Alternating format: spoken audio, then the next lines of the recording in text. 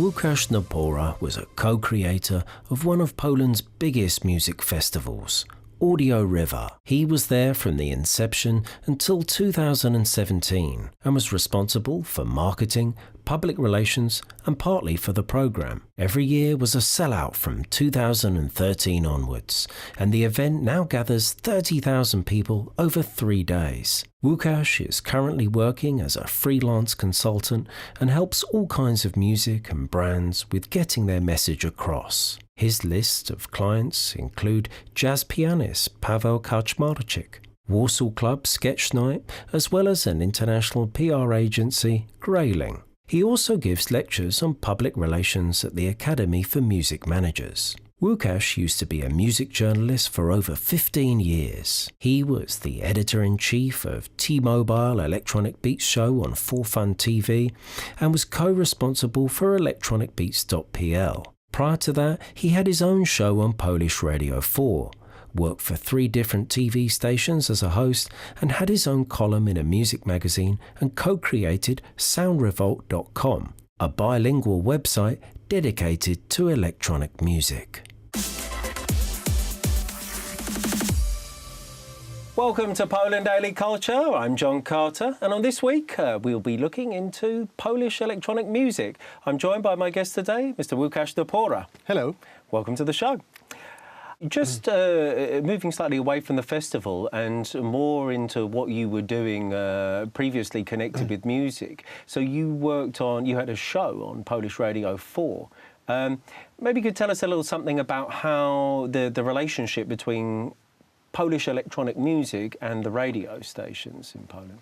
Well, I always had problems with when someone asked me what do you do. I always had a problem. There was one article. I'm making fun of it, but they called me a missionary.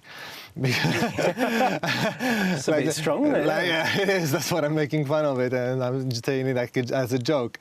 But the thing is, when I started. I've always been into music, and I always been into journalism. I'm from a small town, Pinczów, in Kieleckie, in Świętokrzyskie district, and I always knew I'm going to be in music and in journalism. So when I came to Warsaw, I started working very early on writing about music, and I had a first TV show. I was like a TV host on Viva station, Viva TV.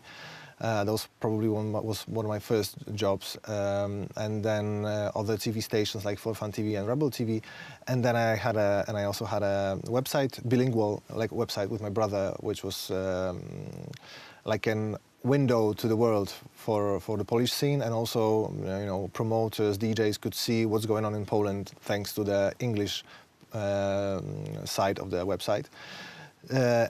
So being a journalist, that's how I got the job at Audio River. It was the first year, and they needed someone who can write about music and who knows about music and has a taste in music. So that's how I got the job. And then after a few years, I got the job at the Polish radio. So I was already at Audio River. So these two things happen, simultaneously.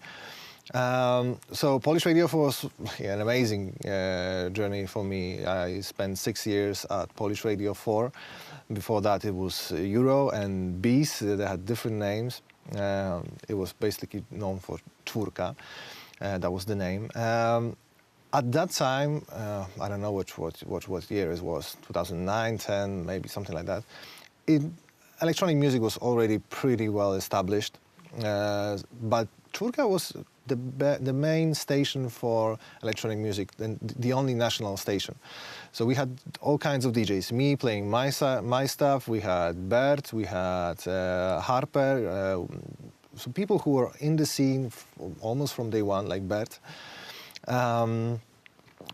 So it was the place where a lot of people got into electronic music, but already the scene was developed. If I were to talk about stations that helped in developing the scene from day one, I would say Radio Stacja was like the most iconic brand. It was a radio station from, I think it was you know, harcerz, the Boy Scouts, like scouts. Ah, okay, like a scout station, yeah. Uh-huh. So it had this student vibe, like campus a bit.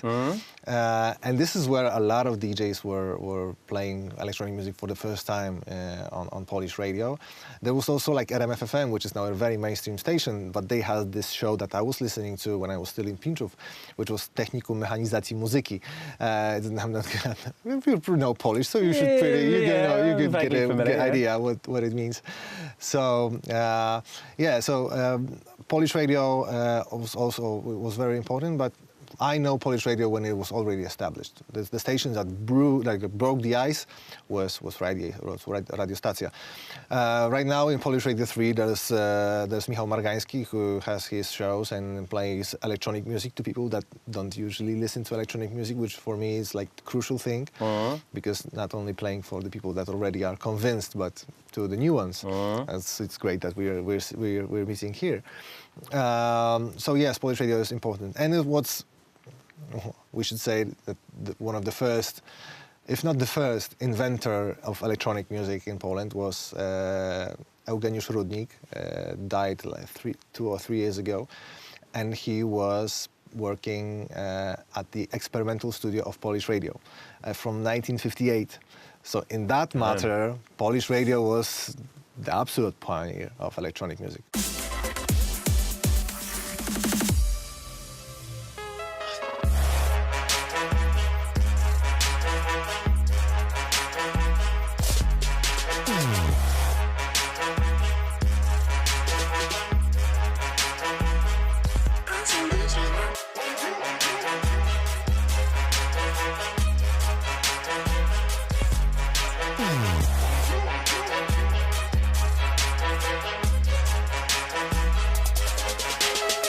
Music is the mother of all the arts. Music is everything. Breathe in and breathe out. Slow down, work your body all around.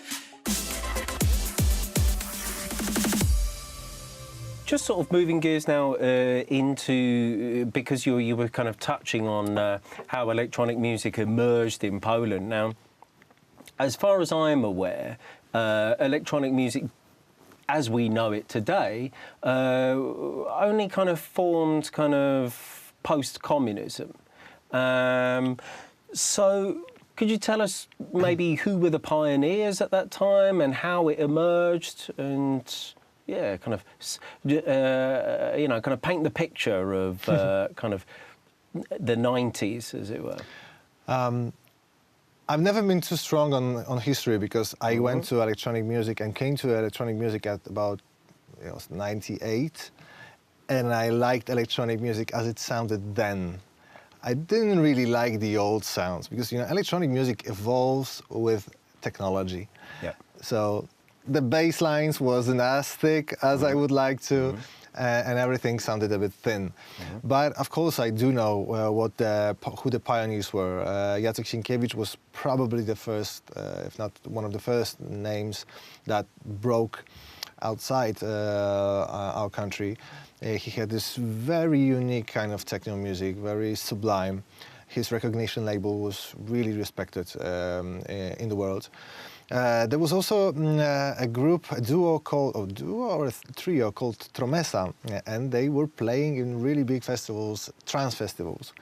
But there was also 2 kinds of trance. There's a Psy and Goa trance that's like underground, and there's mainstream trance like Tiesto and Armin van Buuren, which is a different side of story, a very big one, popular. So Tromesa, they actually reunited recently, because there's a big surge of trance recently in the world. Okay. It's growing and growing again, and they reunited, and they're playing in South Africa soon. So people were like, they still remember them.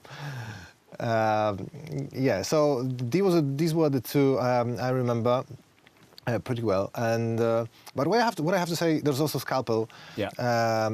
It was massive news when they released their stuff on Ninja Tune, because it was like, okay, you get recognition by releasing on a foreign label, especially this kind of a label. Mr. Łukasz Napora, thank you very much for joining us. Thank you for having me. Thank you.